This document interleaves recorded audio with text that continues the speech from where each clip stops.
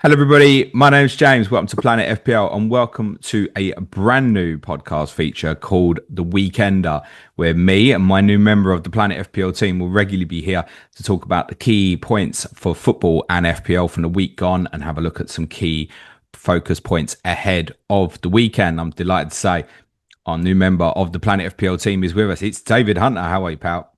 I'm very well, thanks, mate. Nice to be here. How are you? This is I'm new, good. isn't it? Thank you, mate. Although probably in about 2 minutes' time when I start talking about Tottenham, I'll be less happy. David, for those who've never seen you here before, welcome to the team. Tell everyone a little bit about yourself, mate. Yeah. Hi, I'm David Hunter. So long-term Planet FPL patron, I guess. You ain't anymore. Not anymore. No. Can I plug Patreon because I've lost one? Poacher turned gamekeeper, I suppose. But yeah, it's good to be here. Yeah, I'm a Liverpool fan. I guess there's a little bit of Liverpool in today's episode one, isn't there? But yeah, been a patron for a number of years now, and yeah, looking forward to this weekly show. Kind of paint ourselves as a modern day Saint Greavesy, as I said on Twitter. Yeah, I'll take that. Yeah, I've had worse comparison. I mean, I was actually named after Jimmy Greaves, so it's particularly poignant for me. Were you named after Ian St. John, David?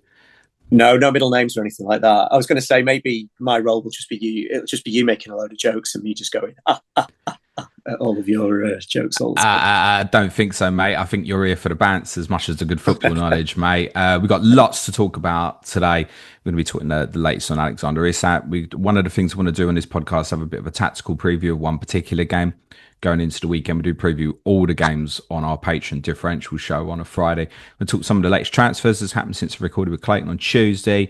We're going to have some FPL chat towards the end, talking about captaincy. We're going to look at some free hit drafts, talk about some Jeremy Frimpong replacements. We're going to get onto Crystal Palace's result in Europa Conference League last night, but we have to start with Eberechi Eze. Yay! I've been looking forward to this so much. Now, go on, David, give your neutral view on Eberechi Eze is, I assume, going to Arsenal. I just said to you off camera, didn't I? I wondered if it's my fault because last time I was on the transfer window show, it looked like you were going to sign Morgan Gibbs White, and now I'm on this, and the Eze thing's gone tits up, hasn't it? So, yeah, I'm a bit gutted for you, to be honest, because I know you love him, don't you? Gutted for me and all, yeah.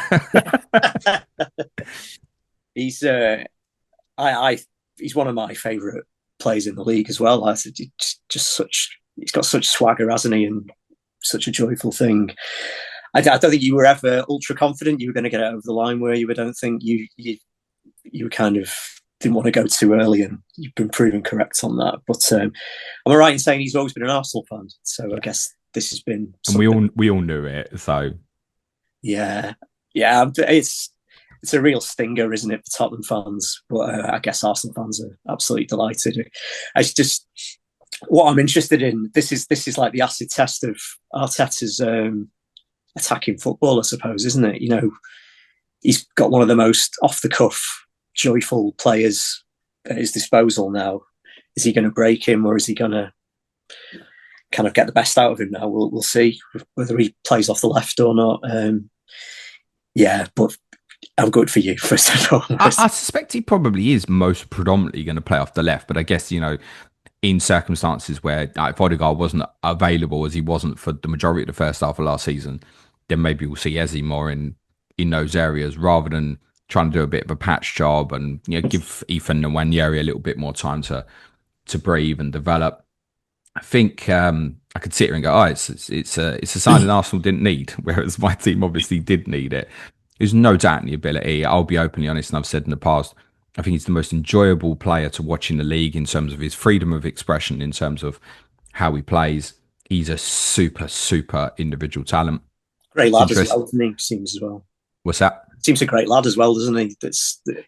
I said this the other day as well. Even now, I don't sit here and think, I do think Eberechi, you bastard, but I don't dislike him. There's other players who've done this before, and you're like, you're going to get booed. And I'm sure Eze probably will get booed by the Tottenham crowd. But I don't sit here and think I have any dislike for him, whatever. I said earlier in the week, I think he's a great human being. I think that's been very well documented. I wish him every success for the future when he's got 3 lions on his chest. Otherwise, I hope he has a shitty club career. But I understand it as well. And yesterday, and I got let out of jury service a little bit early. Unfortunately, I don't have it today, which is a super bonus. So there is a deadline stream later today. I had a little bit of time before I picked up my son from kids club, and I wasn't too far from Tottenham, so I went down there and I went to the shop. I thought I'll buy a little bit of new clobber. And for the benefit of those on the audio, David, can you tell everyone what's on my shirt? Lads, it's Tottenham. So I don't mind bantering myself. That's more in reference to obviously us beating Manchester United in Europa League final, but it does feel prevalent for obviously this story as well. Lads, it's Tottenham. I think I was never truly confident on this deal. Probably on sort of Tuesday, it was like I'd recorded Tottenham with Suj, which we were putting out on the Wednesday on Patreon. And it was probably at sort of 80% or so. And then with a few hours, it was like, it is close to 90% because it doesn't look like Arsenal were coming back. But I spoke to my dad on Tuesday and I said, you have to know that if Arsenal come back, he's gone to Arsenal when it's end of story. It's not a debate. So I had a few reservations anyway, not on Eze, the player. I think it would have been unbelievable for us. But he clearly wasn't the first choice. I don't think Tottenham would ever, if they'd have got Morgan Gibbs-White, I don't think they'd have been here. I think early in the window, I think it seemed likely that Palace were trying to invite offers from certain clubs. And I don't think at that stage Tottenham were particularly interested. And I spoke on Tottenham even on Wednesday when it looked like the deal was going to happen.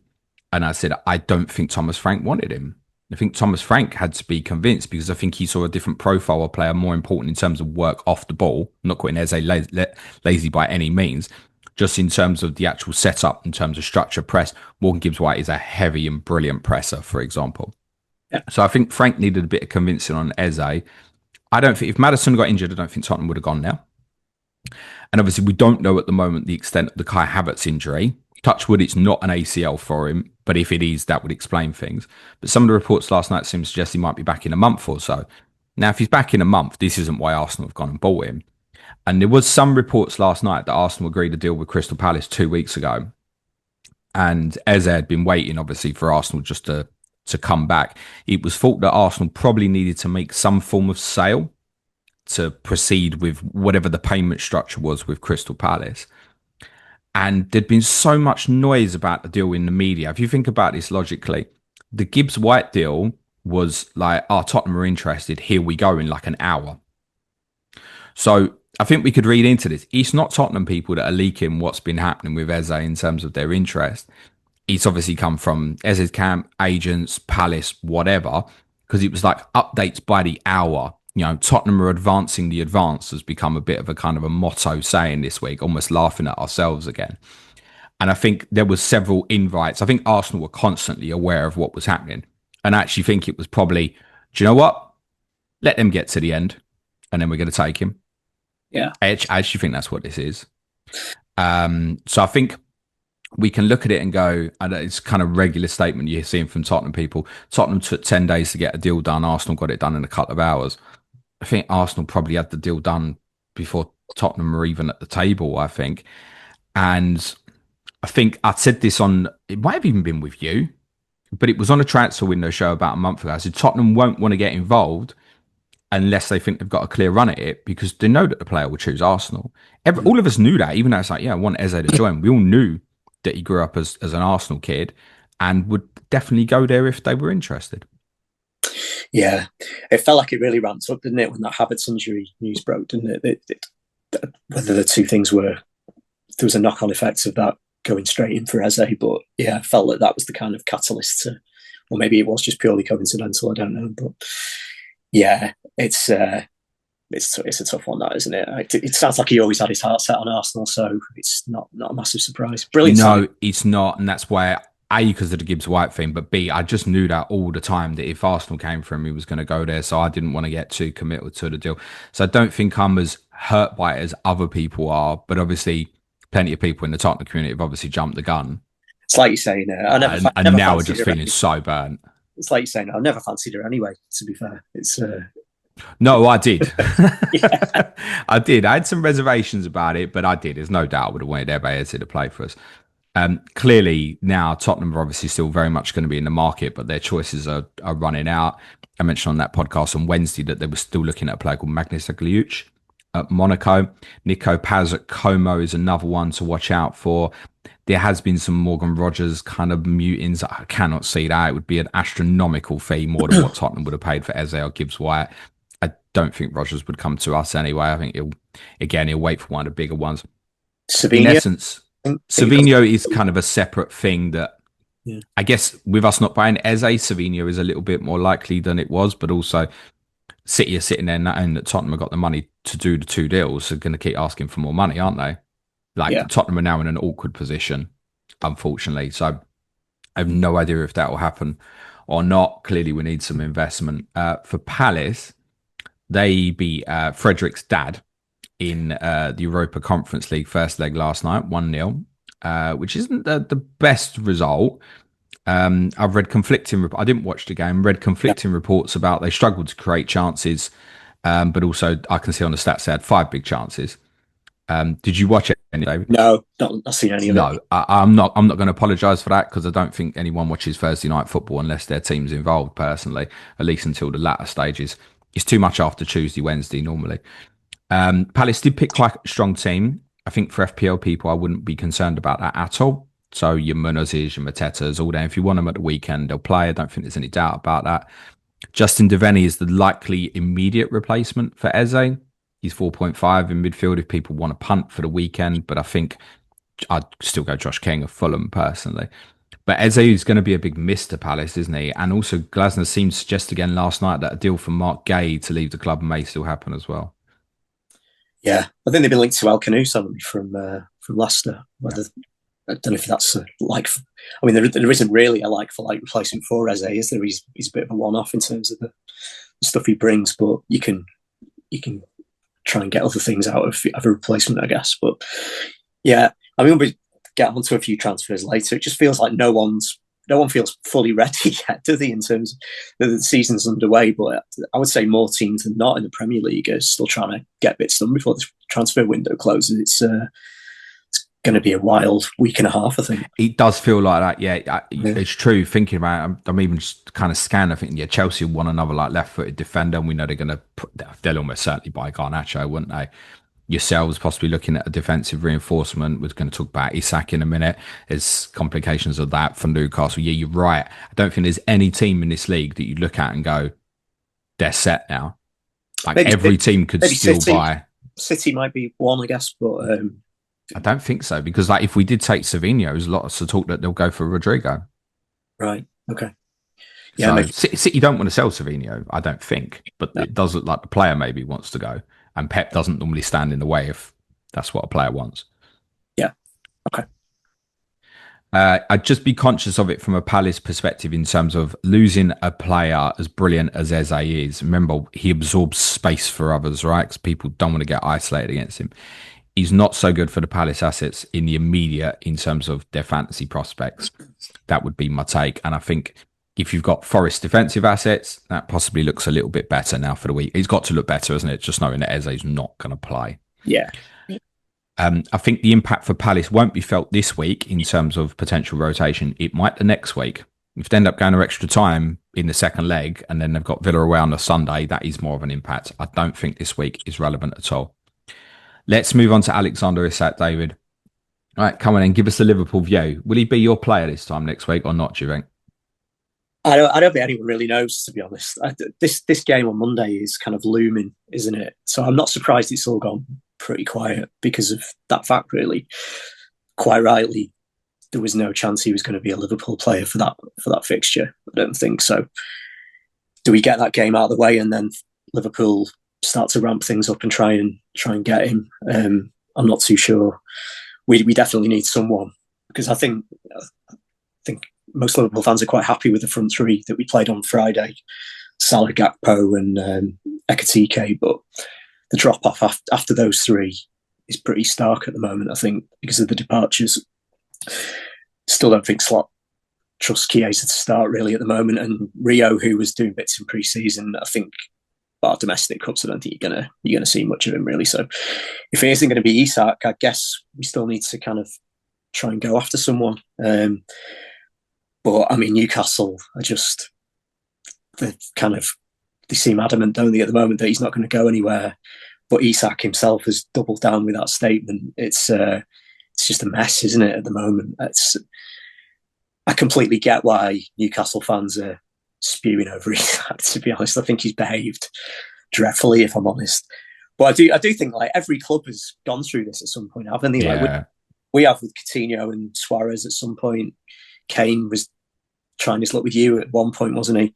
Newcastle themselves, when they bought Anthony Gordon, he stayed away from Everton training for a few days, albeit not as much time as Isak does with Newcastle. So it really stinks when you're on the receiving end of it, I think, and especially when it's a player as good as Isak. But I mean, Newcastle might get Vista, who's pulling the same stunts at Brentford as well, isn't he? So my own view, which Newcastle fans might not like, is if he really is never going to play for them again, like the PSR stuff just goes away if they sell Isak for 100 and whatever million. Well, I don't think they're under PSR pressure now. Well, they can retool the whole squad with the money that they get for him. Well, there's that, yeah. It's like a massive, yes, they're losing Isak, but they can do so much with the money. But I completely get that they see themselves as a massive, well, they've always been a big club, but they see themselves as like one of the biggest clubs in Europe now, I think, and they're not going to be bullied over Isak. So I get it. I can't call how it's going to go, to be honest. Depends whether there's, because I noticed, I'm babbling a bit here, I realise, but I noticed in Isak's statement, he did say some warm things about Newcastle. And I thought in Newcastle's riposte, it wasn't 100% critical of Isak. They kind of left the door open themselves. No, both sides left the door open, and it made me think, yeah, okay, because this idea that Isak will never play for Newcastle again, if Isak is still a Newcastle player after September the 1st, is nonsense. He will play for Newcastle again. Yeah, and if he scores goals, the love will never be the same from Newcastle fans to Isak. But if he performs in the short term, it'll be deal with it. Yeah. Oh, definitely, yeah. As unlikely as it seems at the moment, there is an avenue to Isak playing for Newcastle again, especially if they don't replace him. Like, is he really going to go a whole season not playing in the Champions League in a World Cup year? Seems unlikely if the window sort of comes and goes. I mean, I hear that get mentioned a lot. Listen, he could not play football for 9 months, and as long as he's not injured, he'll still play for Sweden. No, I don't doubt that. He's still going to get picked. He still wants to play football, though, doesn't he? Of course. Yeah. In answer to your question, I can't call it. To be fair. I don't know whether we'll go. It's become a bit boring. I'm sure your Liverpool fans are frustrated with it. Newcastle fans are frustrated with it. Us on the outside are almost like, can everyone stop talking about it now till we know that he's staying or he's going? But then when the player himself comes out and puts a statement, it's unavoidable to continue the conversation. Yeah. And the difference in, say, Isak and what happened with Kane was, could you imagine if Harry Kane had put that statement out? Yeah. Like, it's unthinkable. So I mean, I totally get the anger from Newcastle fans. There's no criticism from that perspective. If I was a Newcastle fan at the moment, I would be thinking, go. I get how good the player is. I get that you may not get a replacement you want this year, but I would be looking to sell it personally, maximize the value you can get. I certainly understand that there's a valuation on it that's got to be met. And I think Newcastle left it open in their statement as well, didn't they? It was like the conditions that have not been met, right? We don't know what that is. The Newcastle have a valuation of 150. But if it's 150 and they're not going to talk anything lower, then I suspect it's not going to happen. If it's like a 130 and let's talk, then I think there's probably still a position where a deal will get done. So I think both sides kind of left it open for a potential kind of, I was going to say remarriage, that's not what it would be, but a position where they can continue. And they both left it open in terms of, Isak obviously is clear what he wants to do. And Newcastle also reaffirming and saying, look, if we get whatever our X is, then maybe there's still a deal to be done. You got to think, again, in terms of parallels of Tottenham, and think about Daniel Levy just eventually wouldn't answer Manchester City's calls about Kane. But City never offered more than like 70, 80 million officially. So that was never ever going to be close anyway. Remember, at that point, Kane was in the same situation as Isak, right? 3 years left on the contract. Club's not in a position where they have to sell. There's a value on the asset. And the one thing, and Daniel Levy be getting a lot of criticism, right? Even especially from the Tottenham community, actually. But people know that if they want to buy a player from Tottenham, we're going to have some awkward moments here. Yeah. And from the owner's perspective of Newcastle, this is the first time since they've been charged at the club that someone's coming for one of their top players, as far as we're aware. Yeah. Anyway, we know there's been Gordon rumours, the odd Gimres rumours, but this one's out in the public. So I totally get from their perspective that they've got to be seen to stand up for themselves and show that they're not going to be bullied. I mean, clearly they themselves don't need the money. So there was a line in their statement, Newcastle, though, that was quite telling, I thought, where it said the conditions, I'm paraphrasing it, but the conditions for Alexander's sale have not been met at this time. So they're not saying that there is no way in hell that they won't sell Isak. They're saying that as of yet, the numbers aren't there. I would like to know whether it is Isak himself doing all this, or whether he's just been quite badly advised by his representatives. Really, there's so many. It's almost like, again, I'm doing jury service at the moment, but it's like there's holes in the story. It doesn't make sense that it's like everybody involved in Isak's camp put their foot through the floor to say what they wanted after Ekitike joined Liverpool. But then you see other reports, and it's like, no, as Isak told them at the end of the season, it was going to be that he wanted to go. It seems like much of his angst appears to be that he was promised a new contract by Amanda Staveley when she was at the club, and she's obviously no longer there. So then when Isak then went back to Paul Mitchell and went, well, I got promised this. Paul Mitchell went, well, it's nothing to do with me. Now Paul Mitchell's not there either. So Isak feels like he's had promises broken to him, which I understand is frustrating, but it's by people that weren't at the football club. It's tough people shit. that are now at the football club are like, well, you got 3 years on your contract, mate. He's under contract. You just got to get on with it. That's much as I want him to play for Liverpool. Like, he's got 3 years left on his contract. You can't just do what he's done, I don't think. That said, I do hope he joins us. We need him, but I completely get the Newcastle fan side of things. I don't think that Newcastle will get the player that they've had. I think it's worth saying. No. I don't think it will hit the heights that it has. There will always be something lingering. The sentiment from everybody involved is just not going to be quite the same. I mean, Newcastle love to do their tifos and stuff for players. They ain't going to be doing no Isak one ever again. No matter what he does, he scored a winner in the FA Cup final. It ain't going to be the following season. Isak, because you'll always have that consciousness now that he's not one of us. And I think Newcastle have got to here with people like Gimres who've come into the club and really brought into, it feels anyway, brought into the idea and the philosophy of what Newcastle want to be. I personally think they're better off getting rid, but also, if Liverpool don't come with more than like 110, I'd also be looking at going, nah, he's worth more than that with the way the market is now. I do think, having said that, I do feel sympathy for Newcastle. I do think if they had the time again at the start of the summer, they'd have done a lot of things very differently in terms of players they've gone after and maybe... Well, the reports are that people that they pitched to, like Delap, João Pedro, both end up at Chelsea. Yeah. Originally was like, you're going to come in, you may be understudy to start with. Yeah. That pitch would have been very different. Strong links, by the way, now to Jürgen Strand-Larsen at Wolves, but there's conflicting stories on that, whether that's any truth in that or not at the moment, but one to keep an eye on. Jackson too, isn't there still? Nicholas Jackson, although Villa's name's popping up more and more, and it does make you think about the prospect of Watkins going somewhere. I agree with you. I think this week could be mental. It could be, yeah. No one's ready. We're not ready. There's certain windows you get to the end, you think, exactly what you said, like most clubs still need to do something, I think. It really could be a crazy week, actually. Sky Sports News will be creaming themselves this week. No, won't be doing that, mate. Won't be doing that. I'll just be listening to Fabrizio Romano saying the same thing over and over, just in a different order. Let's talk the game itself on Monday night, where Isak clearly is not going to play. And I think many of us had a suspicion that a deal was never going to get done before this fixture got out the way anyway. Firstly, as a Liverpool fan, do you look forward to this fixture? It's a fixture, I think, for the neutral that holds a certain amount of sentiment because of games historically.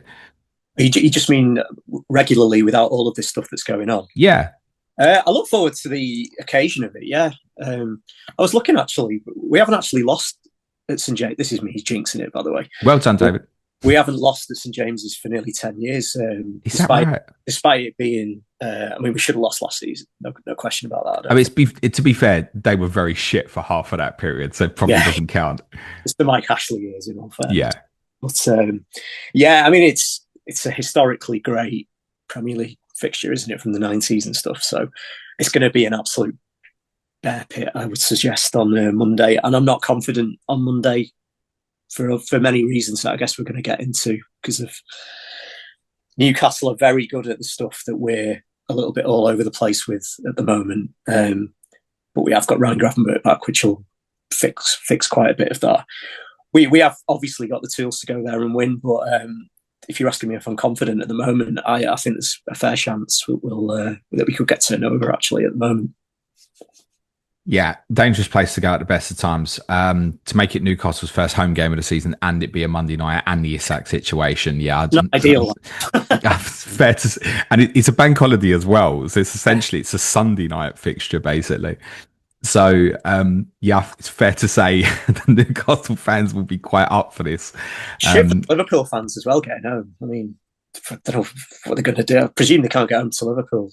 I think night game at Newcastle, anyone's going to pretty much struggle to get home. So yeah, Newcastle's a great town, mate. Book a hotel is what I'd probably advise.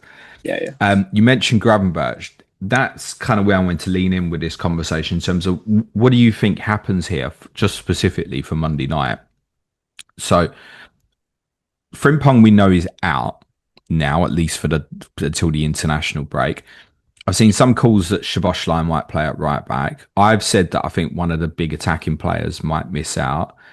I guess first and foremost, from the fan perspective, what are you hoping you see when that lineup drops on Monday? And then secondly, what do you think Slot will do?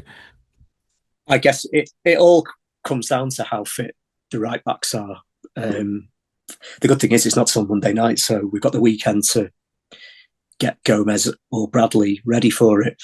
He said yesterday that Gomez hasn't had a setback, but hasn't done much for 3 days after the Bournemouth game. So I would like him to be at right back. I don't think Bradley will feature, to be honest, because it sounds like he's had a hamstring problem and he only trained for the first time yesterday. I don't think you can throw him in at Newcastle against Harvey Barnes. In the words of Mick McCarthy, he can. So what I hope is that Joe Gomez is at right back. Gravenberch comes in.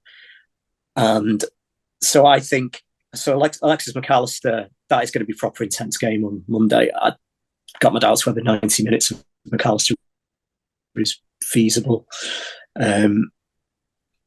So I think it'll be Gravenberch. Turn your camera on, David. Sorry, my sister's ringing me. Right, take two. How's your sister, David? She all right? I don't know. Yeah, I've not spoken to her. That was quite poorly timed. Yeah. McAllister, you were saying, mate. Yeah. So I was saying, I'm not sure McAllister's got 90 minutes in him at the moment. So what I'm hoping to see is Gomez at right back, start either McAllister or Szoboszlai, put the other one on the bench, and then bring the other one on in the second half. Well, I think what might happen is if Gomez and or Bradley aren't fit, it'll be. I think I speak on behalf of all Liverpool fans when I say we don't need to see Wataru Endo at right back ever again, which is I love him.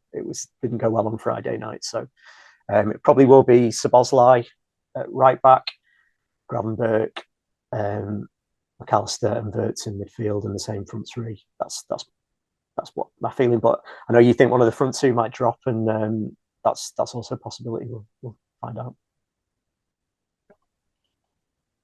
Yeah, I have an inkling that one of the attacking guys is going to miss out. I've said that. I think it probably does hinge quite a bit on Bradley and Gomez's fitness. Slot had said yesterday, didn't he, that Bradley had partaken in some minutes in training with the team.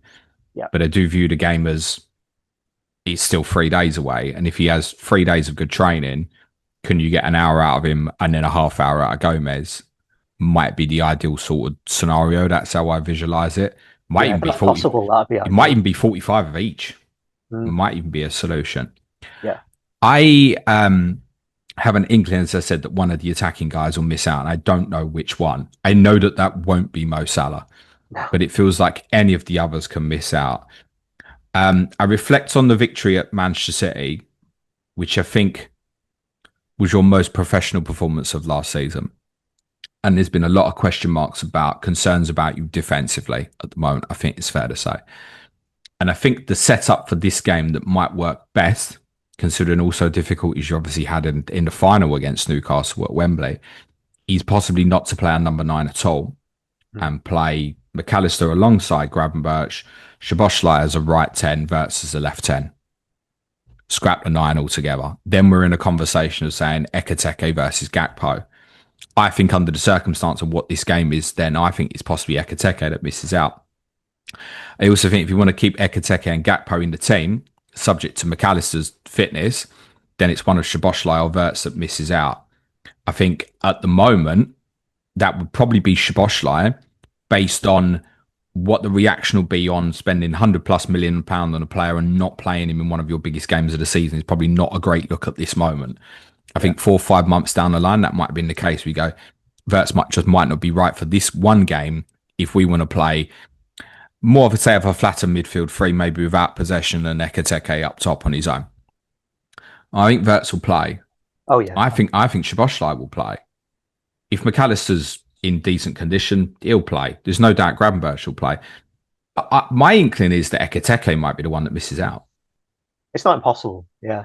I think one of the reasons I think Szoboszlai on the right might be good for Mo Salah is that at the moment, and I think this is understandable, Salah doesn't have the same relationship with Frimpong as he had with Trent. Because Frimpong really does like to be in a lot of the same positions as Salah. And Szoboszlai's always had a good relationship with Salah. So I wouldn't be put off Salah as an FPL asset if Szoboszlai is going to play on the right-hand side. I think that could be good for Mo, actually, from a pure output point of view. Yeah, I mean, from my point of view, I just hope at least one of those right-backs can start the game, really, because that's an area of weakness if we're having to kind of patch someone up to play there on Monday night, definitely. Yeah, I think for Newcastle, the team will probably be the same that played at Villa, I should imagine. And they were very good, weren't they? They were great. I mean, they should have had the game won in the first half, really, or should have at least taken a chance in the first half. I'm keen to see Joe Linton's role because he played quite advanced, almost like no involvement in terms of build-up. And we know technically Tonali and Guimaraes are good players, so it's not completely abnormal. But he was almost pushing into almost like a left 9 position, almost, particularly in the first half in build-up. But I've also seen games, and I think this happened quite a lot in the game that was having with Chelsea last year. I think it was Chelsea at home, but it was definitely a game at St James's Park, where he was almost moving into left-sided centre-back.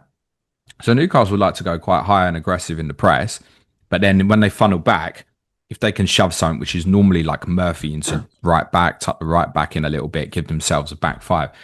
I don't foresee Elanga or Barnes fulfilling that role. No. And if Newcastle do want to sit into more of a back 5 when Liverpool are in the final third, got territorial and possession advantage, I wonder if we might see Joe Linton even moving into the left back or left-sided centre-back position. But I also think that's something that's happened when teams have had like an inverted fullback. And because of your concerns in that area, that probably only happens, ironically, if Szoboszlai plays at right back. Yeah. So it's a few interesting tactical things to watch, but that game feels unmissable Monday night for many, many reasons. I think it will be a draw. You think Isak will watch it?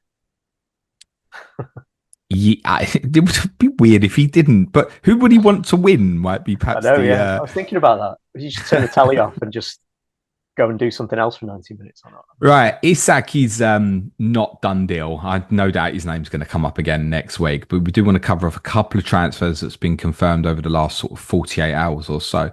I'll cover one of them off, and then you're going to give us a bit more detail on 2 others. I'm going to cover off the easy one. Douglas Luiz is a player will be familiar with many, many people. Confirmed signing for Nottingham Forest last night. Great signing.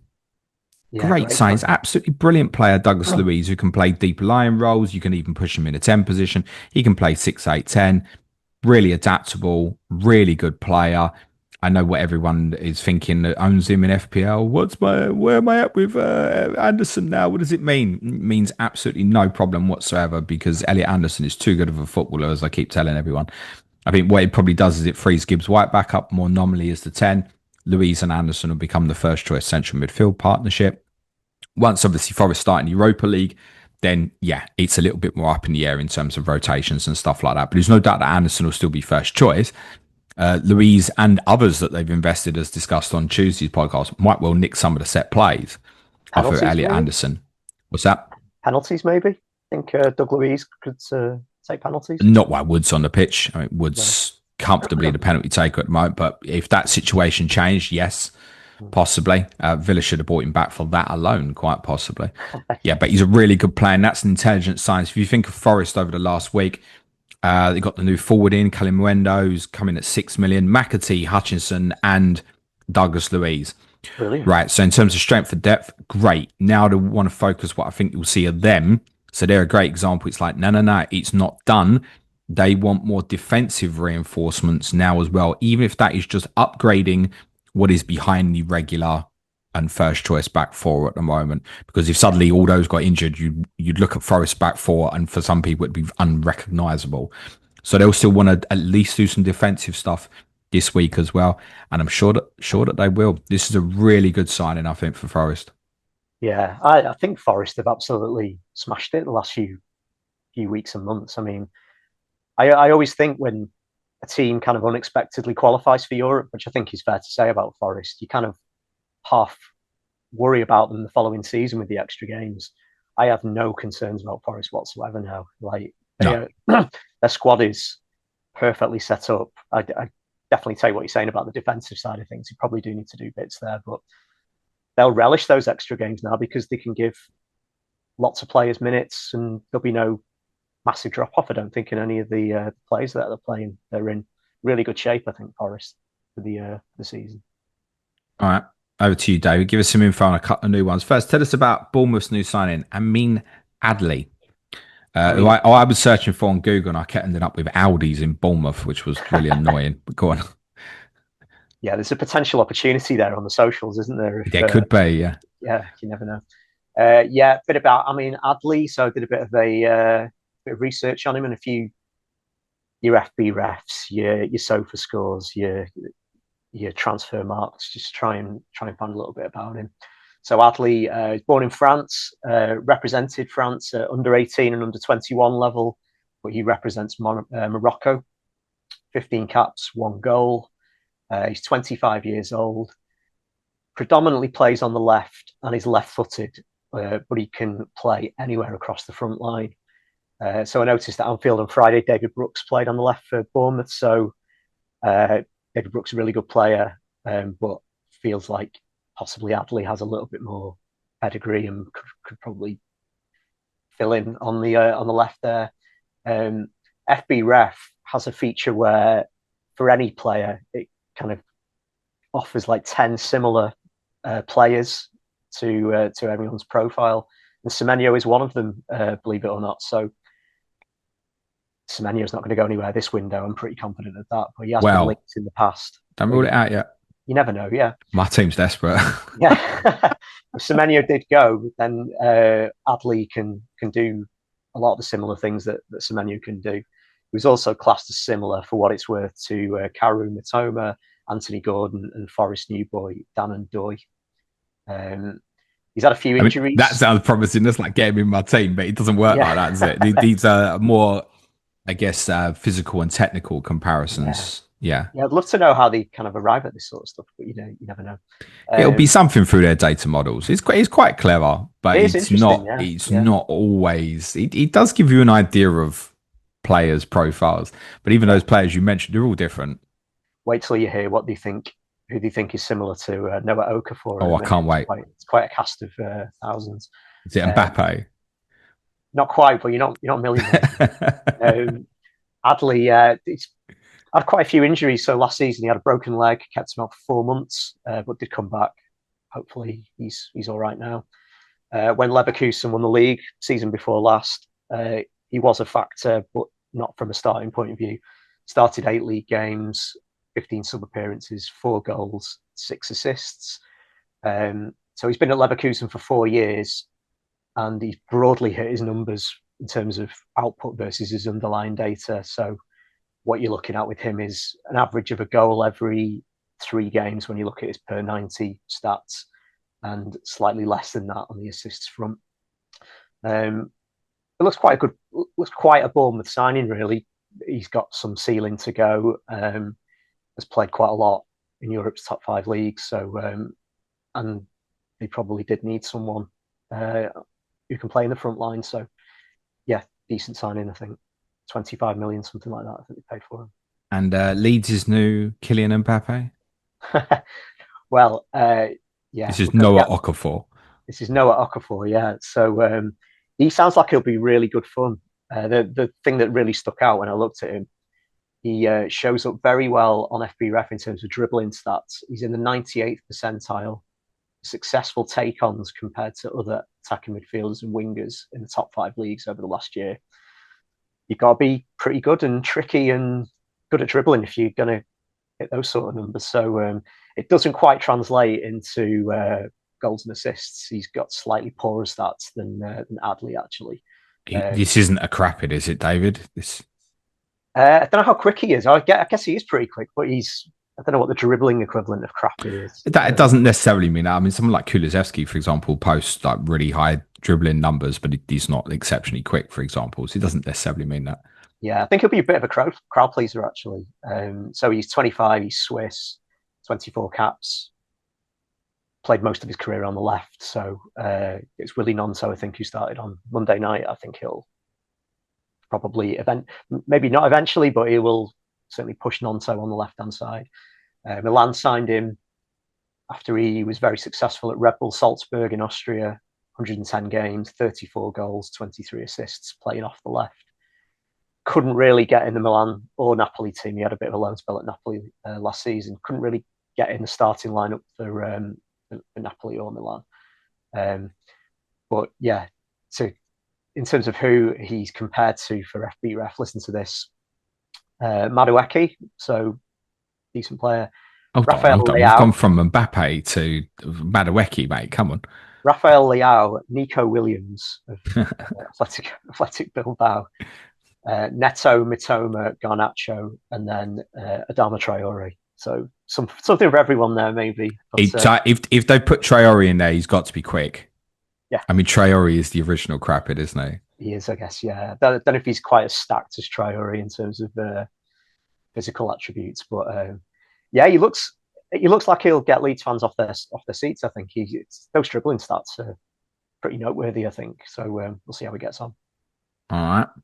Good stuff. I would suggest that probably Adli and Okafor and actually Douglas Luiz, probably saying for all 3 of them, probably don't start this weekend. You may begin to see an integration of those players after that. As we said, it's going to be a very, very busy week, I think, in the transfer window.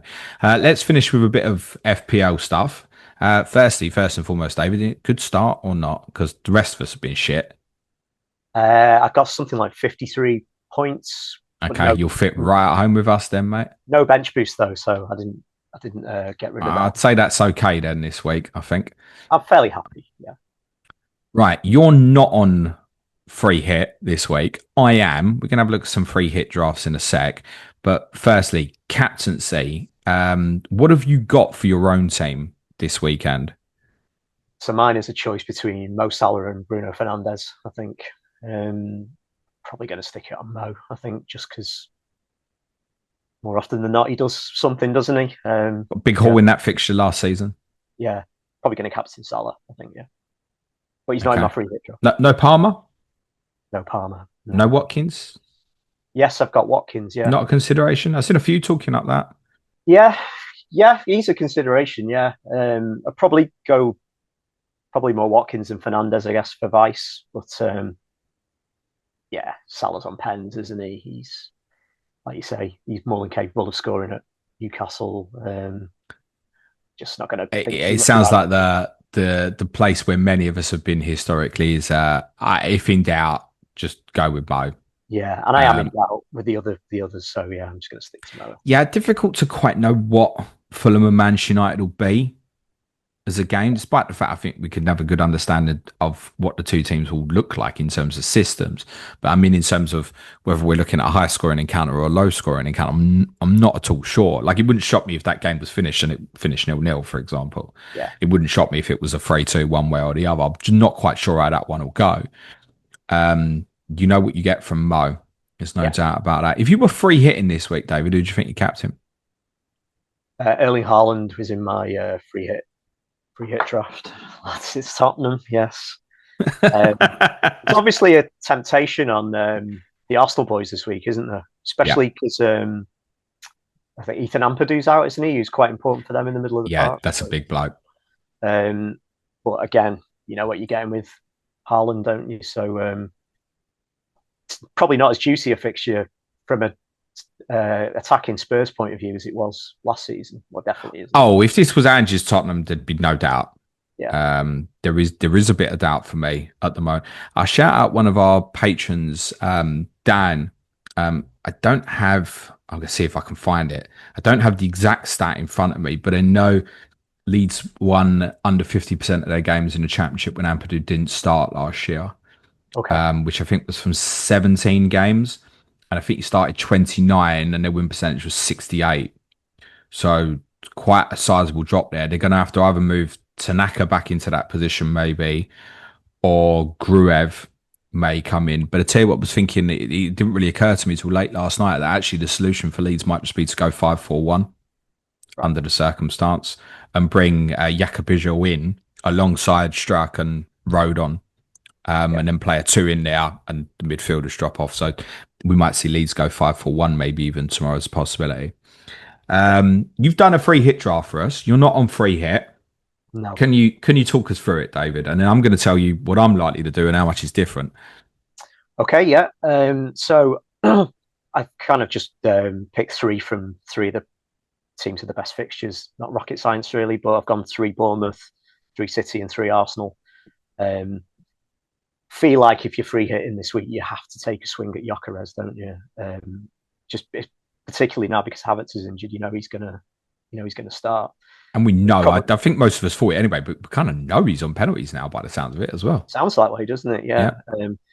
Obviously a temptation to go double defence with Arsenal, but I think you have to take a punt on Gyökeres on free hit this week. So 3 Bournemouth, which is I've gone Trufair because I've heard a lot about Wolves' problems on the right hand side. I know they bought someone, so whether they throw him straight in or not, I'm not too sure. But yeah, I don't know if they'll throw Chachua straight in or not. They may do.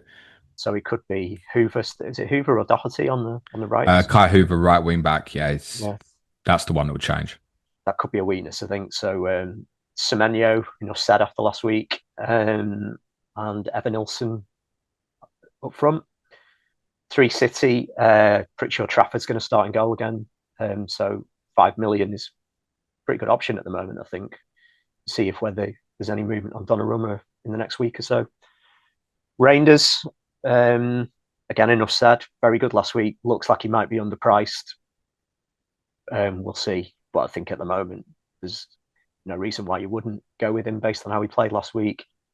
Haaland kind of seems obvious, and I've stuck the armband on him on this free hit draft. Arsenal, Gabriel, definite defensive asset for me, I think. Saka and Gyökeres. The other 2 were quite interesting, really. For quite a while, just because I'm a bit afraid of him on Monday, I had Anthony Gordon in the draft for quite a while.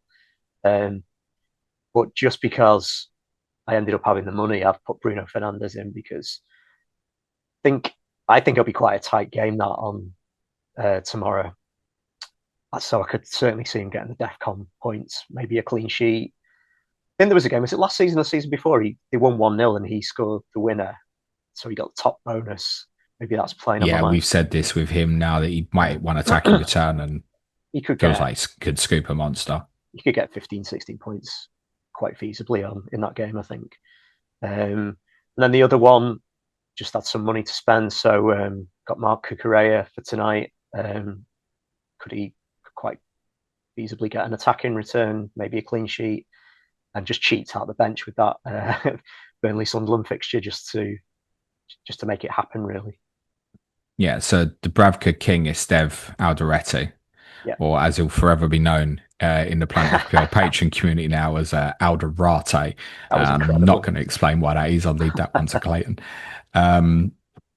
Yeah, it looks strong enough. I mean, I landed on a very similar draft to this earlier in the week. I looked at it, it's like, oh, I've got 9 million for a midfielder. But I think that's probably what's happened to you here. And you've gone, well, there's not really a reason not to stick Bruno Fernandes in under that circumstance. I think that's reasonable. I think one thing to note on your draft here, am I right in saying you've obviously used FPL Team for this? You didn't change the prices on Semenyo and Reinders, so technically you're 0.3 short. Would that be fair?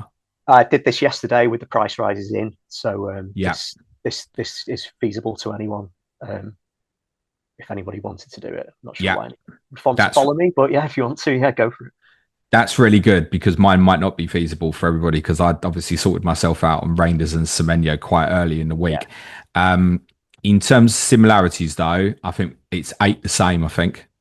7 the same, 8 the same, 7 the same, I think, in terms of starting 11 from what you've got. And this is likely to be my team. It's subject to the team news today, but I think I've settled on this one now. I've settled on it because I did want to play our friend Alderete.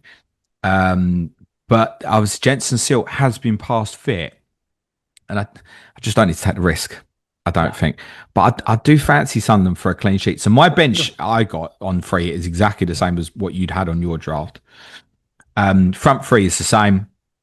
Composition of the midfield, Saka, Reinders, Semenyo is similar. I've got Palmer in now. So that obviously means I've taken a little bit out defensively to be able to put that in. And I've got 0.5 available more to me than what you had on your free hit draft. So I've ended up Trafford and Gabriel as well. I've got Chalobah in, and I've gone Diakite rather than Truffert. The thinking on Chalobah and Diakite is I think those two players are the most likely from those two teams to walk away with a 15-pointer for me very suddenly. And that's what I'm going for here, is the likelihood of a potential hopeful goal from a set play or something.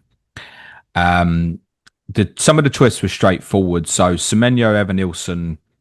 I'd looked at scenarios where I didn't have Evan Nilsson, so I looked at drafts with Gyökeres, Haaland, and Watkins. But the more I thought about it, it's like, I fancy Watkins to return this week.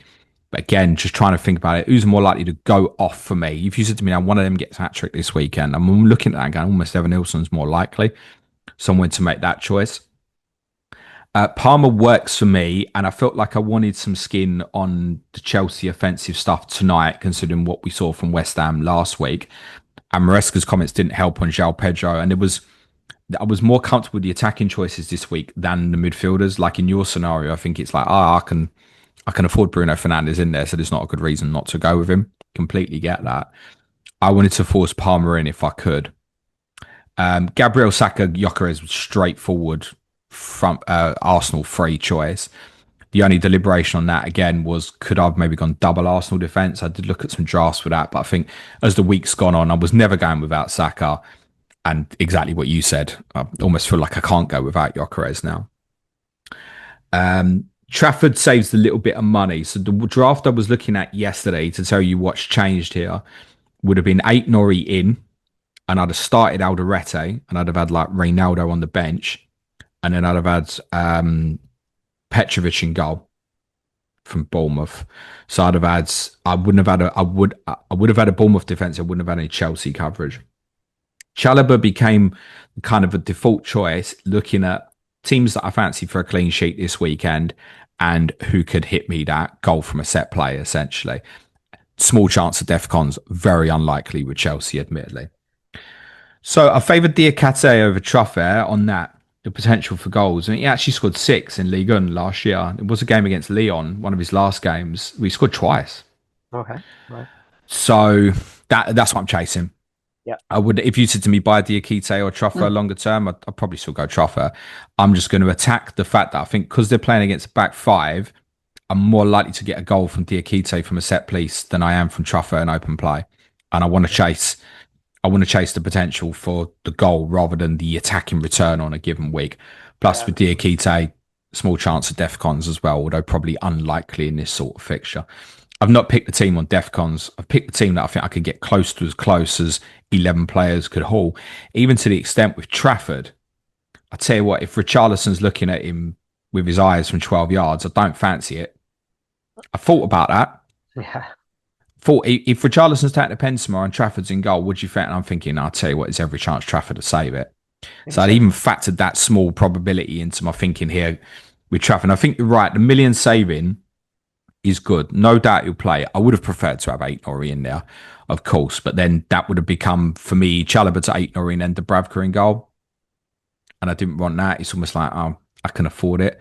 Whereas Alderete, I fancy more for a clean sheet this week. So I know Spencer said on COTC yesterday, 100%. I did go back and check with him and he was like, yeah, should be fine.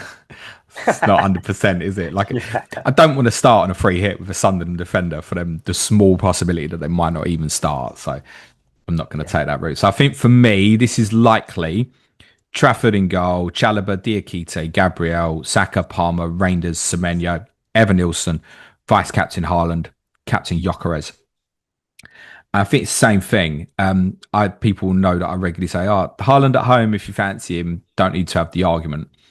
Don't. But Haaland would still be in a winner in the book this week. He's not going to be, I don't think, anywhere near 100% EO. I think he'll be in nearly every free hit team, but I think it's not even a guarantee to be captained by every free hit team.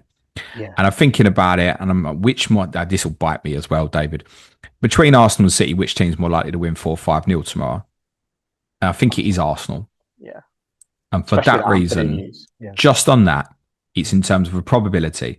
On that reason, I want to chance it on Gyökeres. I don't think he'll be 90 minutes, but I think you're looking at more like maybe an expected 65 to 70 is more like an expected 75 to 80.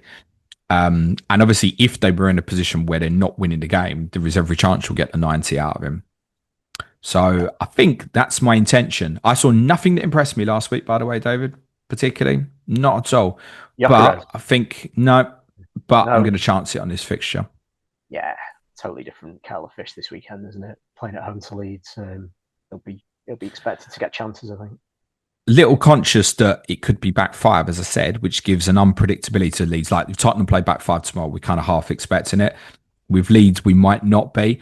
But I also even think that it might even play into his hands a little bit in terms of Arsenal attacking the box quicker with crosses, maybe even as a possibility. So, yeah, I think I'm going to captain Gyökeres. I don't advise anyone else to take the big man on. Well, he's a big man himself, isn't he? But you know the big man I meant.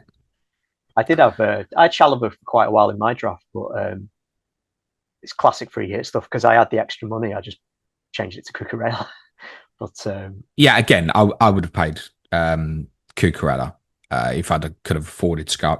I didn't think it was justifiable. Ultimately, I've just gone from the four teams. So it's really all in. Yeah. So it's treble City, treble Bournemouth, treble Arsenal, and I've gone double Chelsea. Yeah.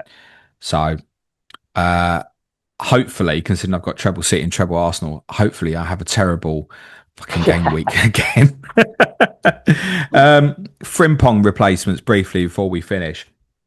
So there'll be a number of people sitting there with 6 odd million in the bank, looking to move it on. I think it is a sell. Do you make any case to hold, David? I guess if you're free hitting this week, yeah, of course, you don't. Doesn't matter. Then you're probably only going to miss one more week, which is the Arsenal fixture anyway. So by the time you get the other side of the international break, you might be back. So there is that for free hits. I guess the problem, just to jump in on that though, is that he could be back for game week 4, but it doesn't mean be back the team. What if Bradley does well over the next 2 as an example, right? Yeah, I think I'll be honest. I think if it was me, I would be looking to move it on. I'd look at your magnificent planner to have a look at this. I think if you can hide him this weekend, I think Pedro Porro would be the way I'd go. If you haven't got him, if you could play someone else this weekend, or you could even play Porro this weekend. I don't think it's going to be a disaster, is it? I did last year, and he hauled massively, didn't he? Yeah. He's 11-pointer, I think, if I remember correctly. Porro and Cucurella would probably be my two, or you could. Was he more? Was he 15-pointer or 14-pointer? It must have been 15 or 14, yeah. He was on my bench as well, yeah. Or you could put some money into your team and drop it to maybe a Bournemouth 4.5. They were. That's how I kind of came to the conclusion, I think. I think my strong advice would be if Frimpong was your only 6 million, I strongly advise you stay at that bracket. Yeah. For example, I've got Van Dijk kind of setting up in my mind was thinking Van Dijk to Gabriel in game week 7. I think don't come lower, even if you're not necessarily comfortable with a Gabriel choice now or Van Dijk or be it eight Nori Cucurella. I think stay at that value. I think it's really important because I think it could quickly flip it. It's like, oh, I want 2 or 3 of them. So I would strongly advise if Frimpong was the only 6 million, stay at that value. I think from that perspective, at this moment, I'd probably go Cucurella actually. Yeah. Might be a controversial one. I say that because I could see me wanting to come back to him roundabouts game week 9 anyway. I realise that might be different for those who are obviously looking to wildcard a little bit earlier. But if you are, that'd probably still be the same choice. I think once we get obviously the game week 2 and 3 out the way and we got Europe involved, then there's more question marks on 8 Norrie for me. Cucurella will have a little bit of threat now. They've obviously got Hato as well, and they may add another left-sided defender. But I still think he'll play the majority of games. I don't think there's any doubt about that. Yeah. 8 Norrie could easily get rotated for the things that you look at best, like Burnley at home in game week 6. Yeah, I've got 8 Norrie. He's fine. And I actually think it is fine if you want to go Gabriel now, because you do look at it in front of you and think, well, the fixture's there now.